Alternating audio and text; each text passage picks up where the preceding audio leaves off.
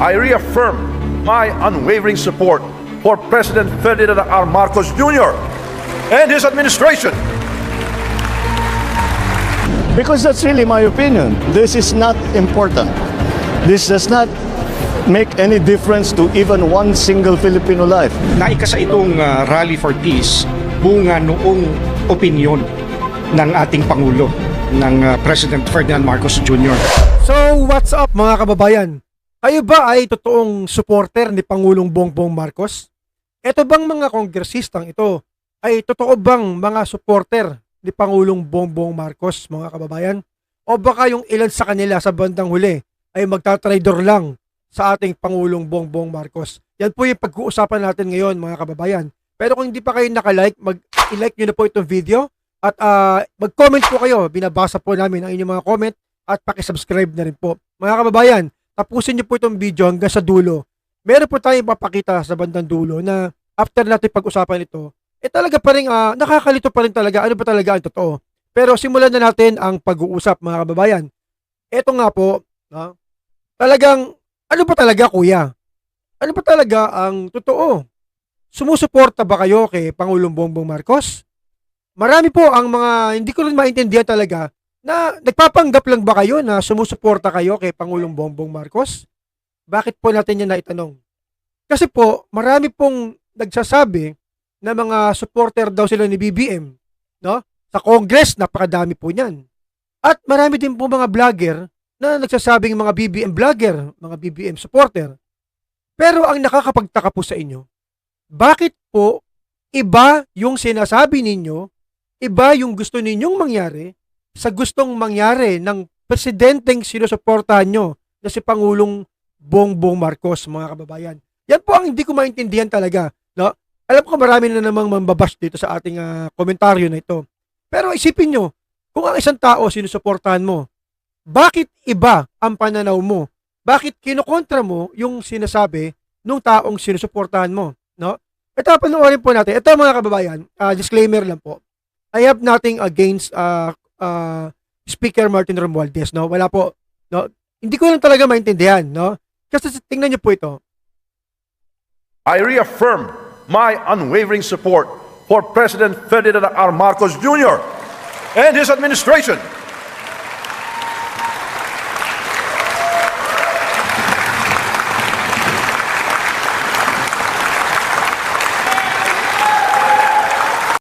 Narinig niyo po si Speaker Martin Romualdez, no?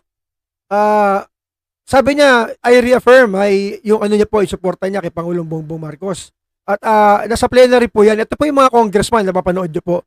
No? Yung ilan po dyan sa nasa screen na mga congressman, yan, ay mga quadcom po na committee. Yan po yung mga taong nagpo-push ng impeachment laban dito kay BP Sara Duterte. No? By the way, mga kababayan, hindi ko po pinagtatanggol si BP Sara Duterte. No? Wala po akong pakialam sa kanya. Ano? Gayon din, wala siya pakialam sa akin, of course. Pero as an individual, para sa aking sarili opinion, wala po akong pakialam, no? Kay BP Sara, hindi ko po siya pinagtatanggol. Ang gusto ko lang malinawan po dito, bakit po, eto, kagaya ng sinabi ni Speaker Martin Romualdez, no? I reaffirm my support kay Pangulong Bongbong Marcos. Ibig sabihin, napakatatag nung kanyang pagsuporta, no? Sa administrasyon ng kanyang pinsan, ni si Pangulong Bongbong Marcos, no? Ito pa, yung mga congressman na yan, mga quadcom po yung iba dyan. No, hindi na po napakita yung iba mahaba masyado. Pero yung mga quadcom na yan, in support din sila kay Pangulong Bongbong Marcos, mga kababayan. Pero bakit po ganun? No, tsaka yung mga vlogger, kayo mga vlogger na fake news, no? Kayo mga supporter ni BBM kuno. Pero iba yung takbo ng isip ninyo. No, pero bakit kaya ganun, mga kababayan? Kaya tingnan po natin, ha? Pakinggan po natin uli ang ating mahal na Pangulo.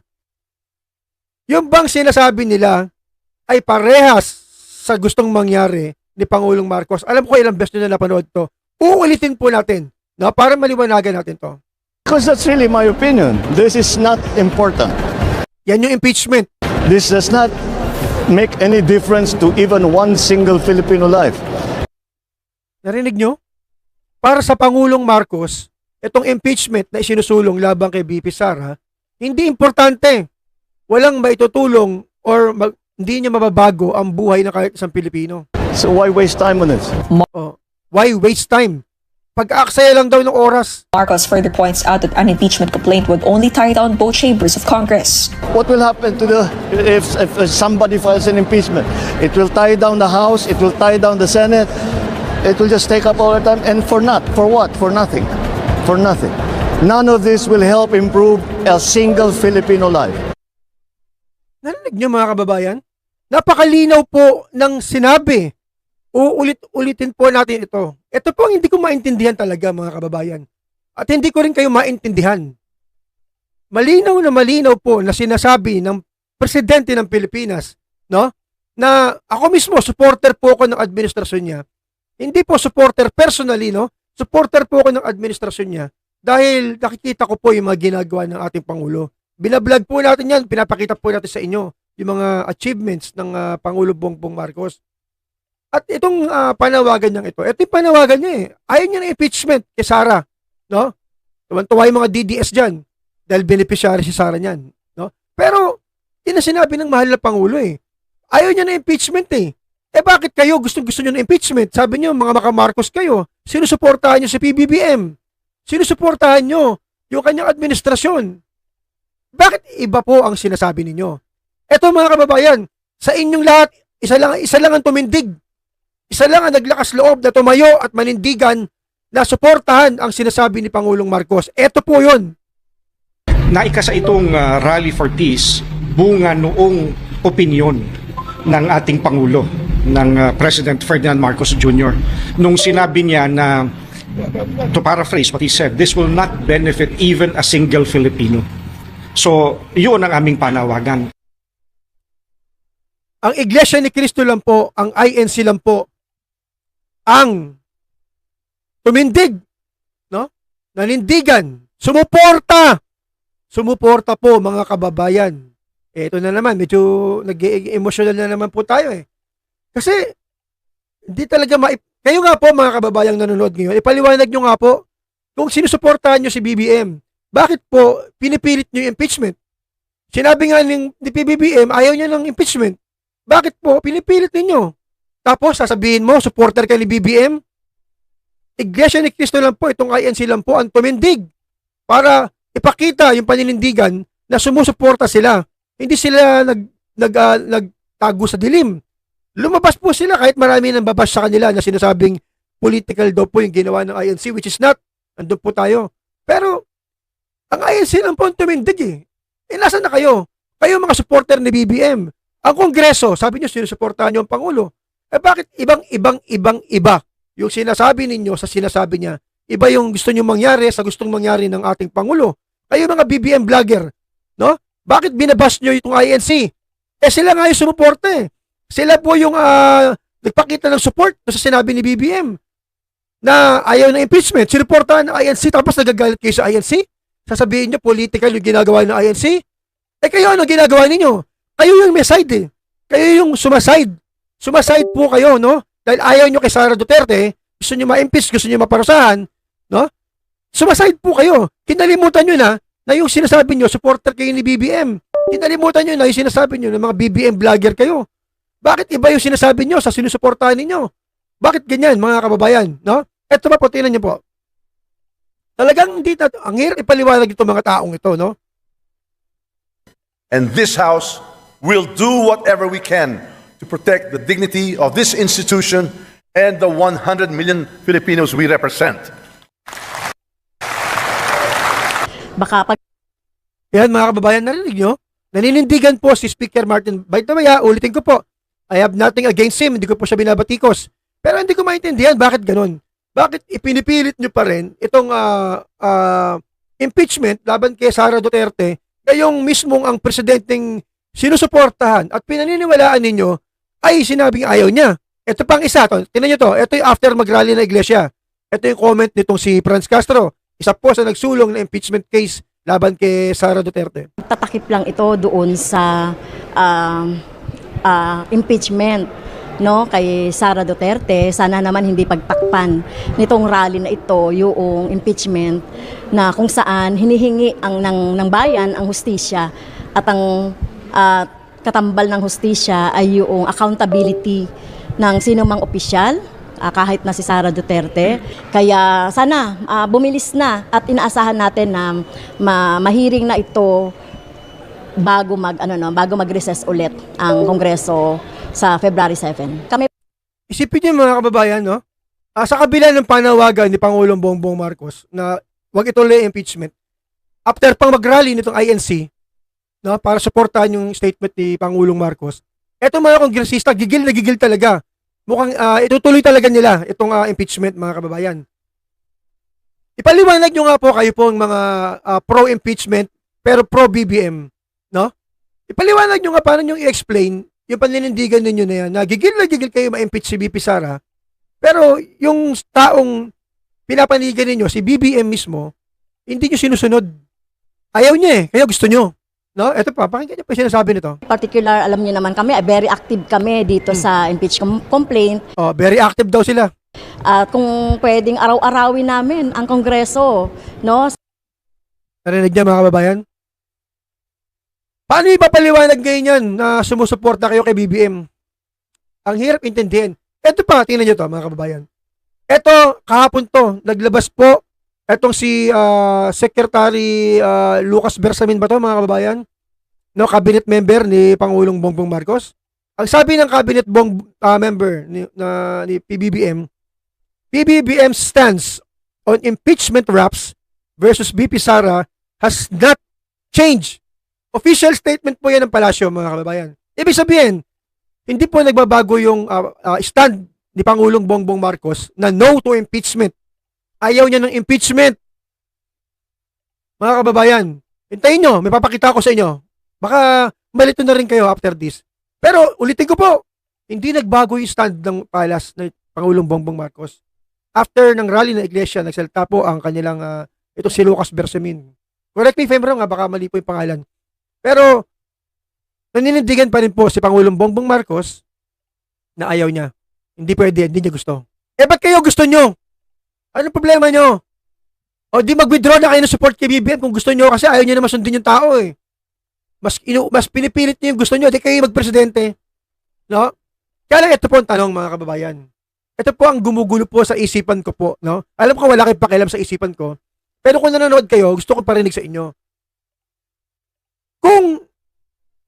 Kung talaga po na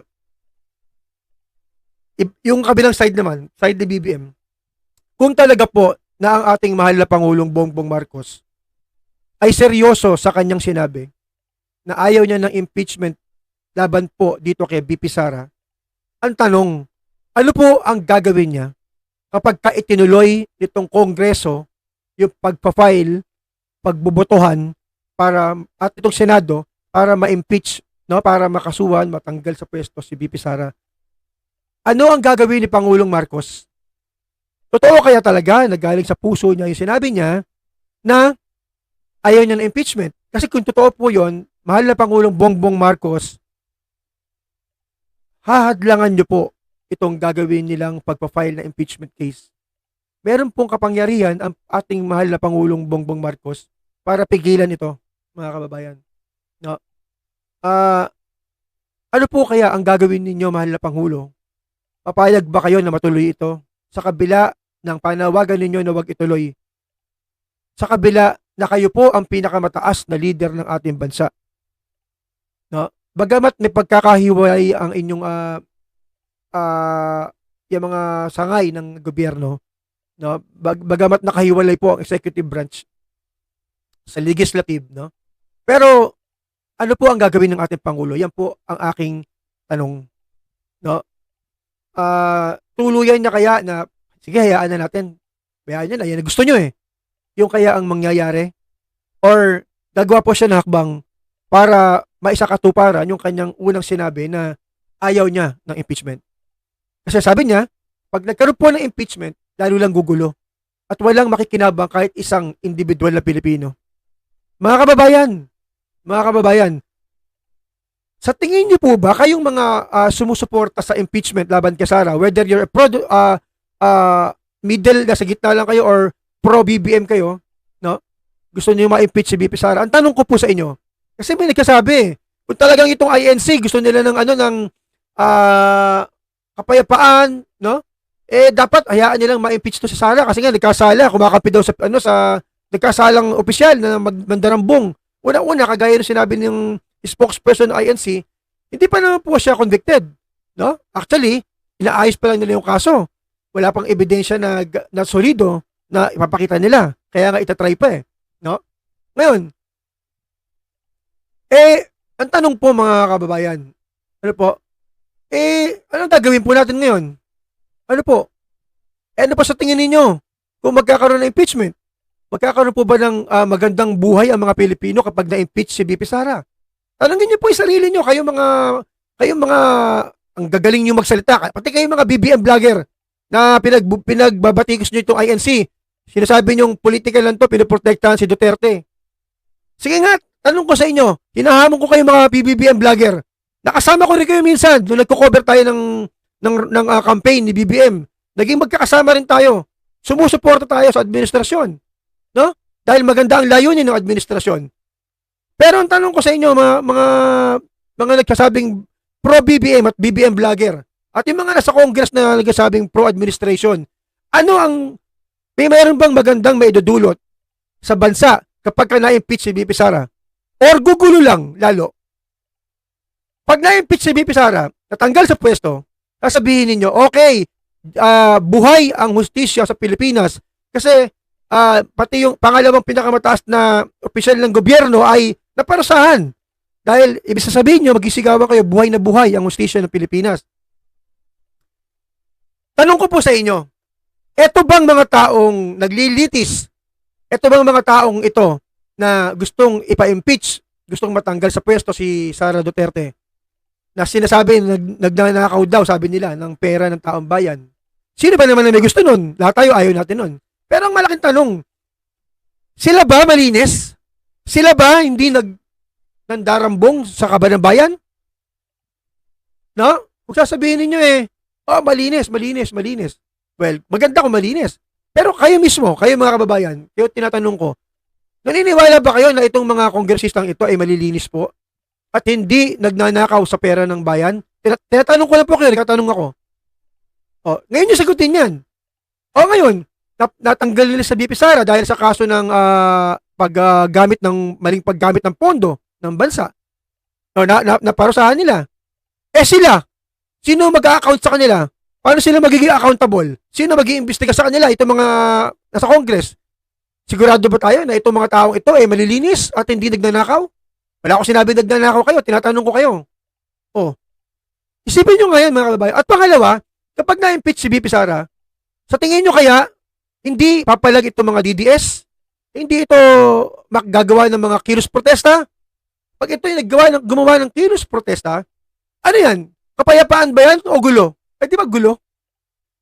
Saan hantong yung impeachment na yan? Makikinabang ba ang bawat Pilipino? Hindi. Tama yung sinabi ni Pangulong Bongbong Marcos. Walang makikinabang na kahit isang Pilipino sa impeachment na yan. Isipin nyo, tuwan-tuwa kayo na ipakulong nyo yung sinasabi ninyong nagnanakaw sa kaban ng bayan, si Sara Duterte. Yung mga nag-akusa sa kanya, hindi ba nagnanakaw yung mga yan sa tingin nyo? Sino ngayon ang ibig ba sabihin na ipakulong lahat ng mga nagnanakaw? Hindi, isa lang ang naparusahan. Paano yung mas marami na nandiyan nakapwesto? Isipin nyo nga yun mga kababayan. Pangatlo po. Una, anong gandang maidudulot doon pag na-impeach? Yung mismong mga nagpapa-impeach, baka hindi rin naman karapat-dapat na magsalta ng gano'n dahil sila rin mismo gano'n. Pangalawa, pag na-impeach si BP Sara, natanggal sa pagka-vice presidente, gulo. Pangatlo, ano ang agenda nitong mga nagpapa-impeach kay Sara Duterte? Anong totoong agenda nitong mga to? Dahil Dilima, supporter ng communist, mga dilawan. Si Franz Castro, yung Raul Manuel, mga congressman, si Paduano, puro mga leftist yan, puro mga komunista yan, supporter lahat ng NPA. Ano mangyayari ngayon mga kababayan? Pagka nagwagi itong mga ito, ano kaya ang gagawin nilang kasunod? Sa tingin nyo, ganun lang yon? Baka first part lang yan ng kanilang agenda. Baka may mas malalim pang gagawin yan pag nagwagi sila. Mag-isip-isip po kayo. Pero ito po ang isa pong pinag-iisipan ko maigi. At hindi ko rin talaga maintindihan, hindi ko maipaliwanag. Alam ko, wala kayong pakialam sa paliwanag ko. Pero Ito, tingnan niyo po ito.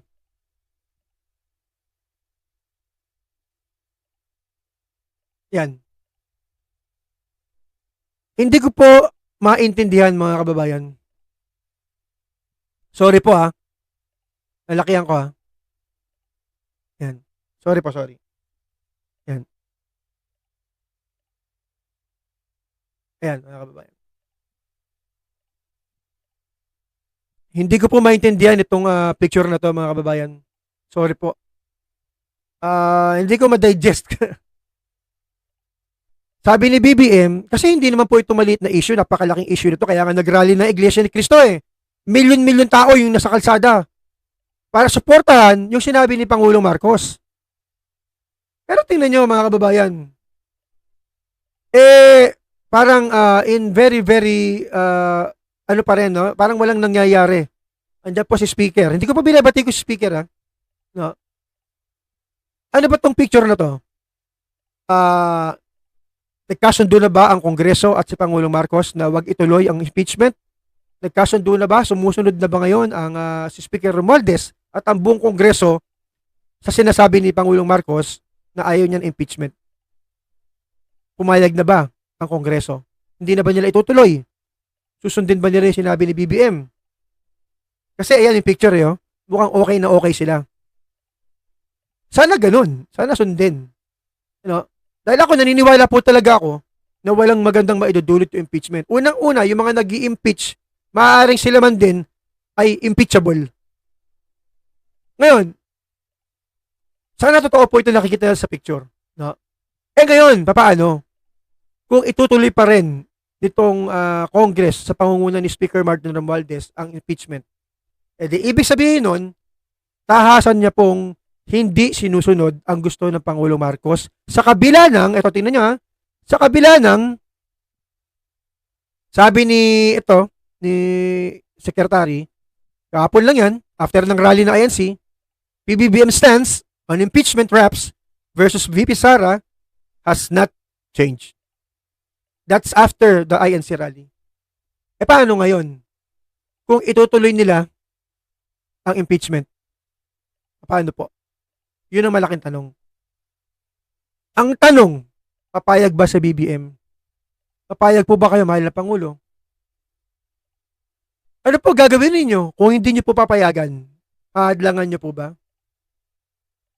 Meron pong mga nagko-comment, meron pong mga nagtanong sa atin, sa comment section, na palabas lang daw lahat ito ng administrasyon na kunwari ayaw daw ng impeachment. Pero totoo naman. Hindi po ako magko-comment tungkol dyan, no? Ang sa akin lang, iwan ko sa inyo yung pagpapasya. Ano ba ang totoo? Ang masasabi ko lang, sana naman po, kung naghahangad po tayong lahat ng kapayapaan sa bansa, maging honest po tayong lahat, mga kababayan, maging seryoso po tayo, kagaya nga nung sinisigaw ng INC kahapon sa rally, o isang araw, na wag unahin ng sarili, unahin yung kapakanan ng bansa. Lahat po naman tayo, meron tayong pansariling gusto sa sarili natin, personal po, no? Yung iba, maaaring nakikinabang sa mga politikong yan, kaya pinagkatanggol nila, hindi ko naman nila lahat, no? Yung iba dyan, ibang mga vlogger dyan, maaaring napapadulasan ng madulas na madulas. Hindi ko kayo nila lahat. Kilala nyo po sarili nyo, yung unang magre-react, kayo na bahala, no? Pero, bago nyo po unahin yung para sa sarili ninyo, mga kababayan, unahin nyo yung kapakanan ng bayan, mag-isip po kayo kung anong tama. Doon lang po tayo sa tama, no? Laging sa tama lang po tayo papanig, mga kababayan. Ewan ko sa inyo, no? Ako, pumapanig ako, sinusuportahan ko, binablog ko yung mga accomplishments ng administrasyon ni Pangulong Marcos. Dahil, alam ko po tama yung ginagawa niya. Yung mga pagsisikap niya para paunlarin ng Pilipinas sa agrikultura, sa kalusugan, no? Nagsisikap po ang Pangulo. Sinusuportahan ko po yan. Pero pagka mali na po, no? Pagka hindi na po, napatunayan po natin na mali na yung ginagawa, hindi po tayo susuporta ron. No? Maaaring hindi natin batikusin, pero hindi natin susuportahan yung ganoon, mga kababayan. No? Kaya sabi nyo, adik, bangag. Hindi ko po sinusuportahan yung sinasabi nyo niya kasi katangahan po yan, no? Isa po yung komento ng mga ob-ob para sa akin. Yung mga naniniwala po dyan. Kasi hindi ako agad maniniwala kasi walang ebidensya eh. Pero pag may ebidensya, maniniwala ako. Pag may nakitang ebidensyang totoo, solid evidence, no? Maniniwala po ako, mga kababayan. Tsaka kung totoo yan, ba't hindi nyo idemanda? Bakit hindi nyo kasuhan si Pangulong Marcos kung totoong sinasabi ninyo? No? Kung mapatunayan yung totoo yung sinasabi ninyo, mapatunayan ng korte, makonvict si Pangulong Marcos, ako po mismo, I will withdraw my support sa administrasyon. Dahil naninindigan po tayo, doon lang po tayo sa tama. Kung magbablog po ako as a vlogger, ang iba-vlog ko yung tama, hindi yung mali. No? Kaya yung mga kapwa ko vlogger na BBM vlogger ko, no? Mag-isip-isip kayo. Sinusuportahan nyo pero kinakalaban nyo. No? Oh. Maganda ba? Maganda ba bigayan? Ha? Busog na busog ba kayo? Bayan ang unahin ninyo, wag yung sarili nyo kapakanan. Yan lang po mga kababayan. Paki-share po itong video para marami mambash, no? Welcome po yung mga basher na yan, no? Hindi po ako tinatayuan ng balahibo sa inyo. Sige po, God bless po. Kapayapaan po sana. Pag-isipan niyo po yung binlag natin. Alam ko yung iba sa inyo, medyo minumura-mura na ako, no? Pero pag-isipan niyo po yung sinabi natin, mga kababayan. God bless po.